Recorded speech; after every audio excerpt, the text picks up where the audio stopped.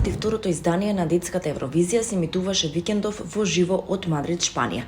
На овогодинишното издание се надпреваруваа 17 земји, а Андреа Путкарадзе од Грузија беше прогласен за победник на детската Евровизија 2024 година со песната To My Mom. Ова е четврти пат Грузија да победи на детската Евровизија. Во живо од Каха Магика од Мадрид, овогодинишната јуниорска Евровизија ја водија Рут Лоценцо, Марк Клотет и Милани Гарсија.